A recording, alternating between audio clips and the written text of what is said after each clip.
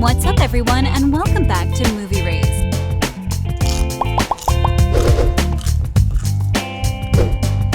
A lot of Oscar winners, box office hits, and sometimes even our favorite films have endured some change that was difficult for us to accept.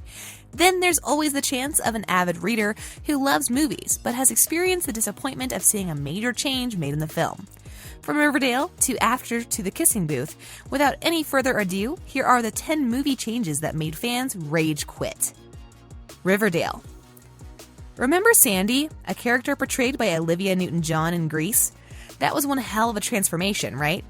Going all dark in leather and lighting a cigarette even though she has no idea how to smoke, all of that was made to show off her bad girl side. Or the fact that she has this side in herself all this time, but that was the moment she decided to show it off. In Riverdale, this same thing happened, but with a new generation of Sandy. Yes, we're talking about Betty Cooper, a character amazingly portrayed by Lily Reinhart. Dark Betty was one of the most surprising twists in the show, as we saw the once innocent girl wearing a black bobbed wig with a sudden affection for black lacy lingerie. However, a lot of mixed opinions occurred about Dark Betty in Riverdale. Some embraced this change, but others weren't so much into the selection of the wig or Betty's desire to strip down to her undies. To be honest, most fans don't really appreciate this change in the show, as it feels like the complete opposite of what the character was supposed to represent. It just seemed like the writers chose poor reasons for her impulsive decisions. You probably remember this, but she was once making poor decisions because of a vicious mental illness. And now this? But hey, make sure you let us know what you think about Dark Betty in the comments down below. What the hell? Do it, Jason! Oh my god! Say you're sorry for destroying me!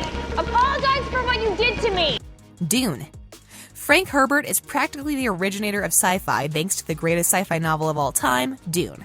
Ever since his novels were published, there were hundreds of attempts for adaptation, none as legendary as the book itself. However, there's one particularly bad adaptation.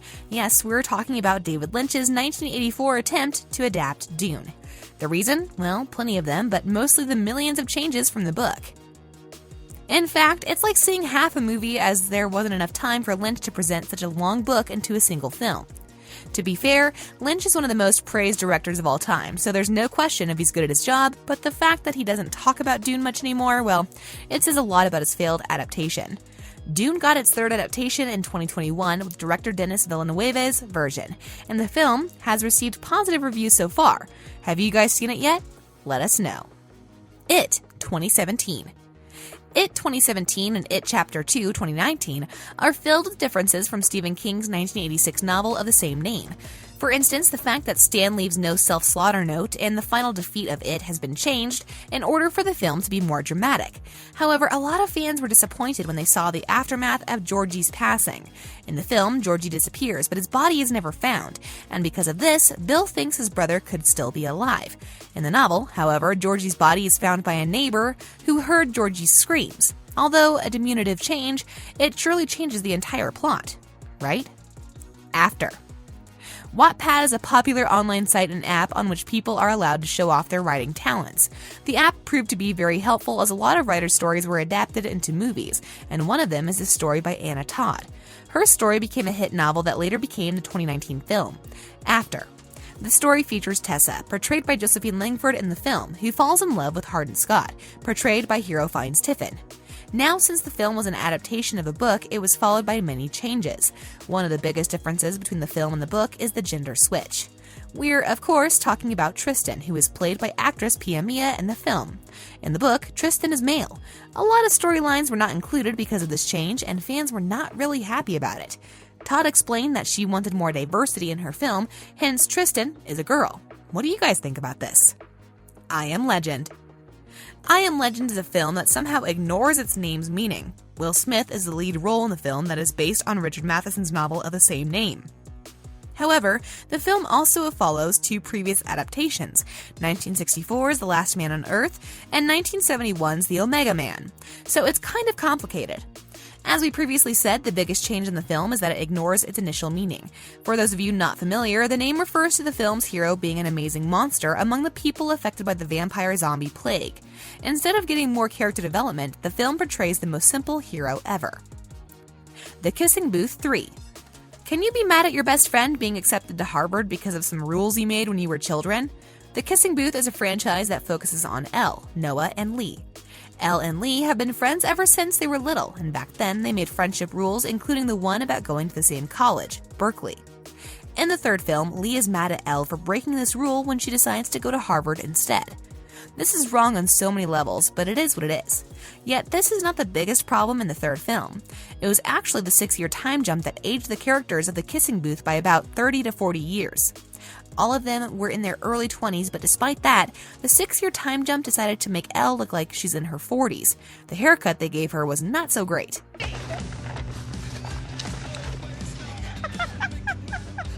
Very funny. The Maze Runner. All Maze Runner fans can spot the difference between the film and the book it is based on. In the film, you just can't see the narrative of the original book. Once again, plot lines are left out because of a shorter running time and there are huge plot holes. However, we really have zero negative comments about the cast. Those guys are doing their job amazingly. The Vampire Diaries. Star Nina Dobrev left The Vampire Diaries in 2015 before the CW drama covered up its 8-season run. This change in the show left so many fans devastated. By leaving the CW teen supernatural drama in its 6th season, Nina caused one of the biggest changes in the show's plot. Based on the popular series of vampire novels by L.J. Smith, the show continued for 2 more seasons without her, which was surprising, considering the fact that Dobrev was actually the lead character ever since the pilot episode.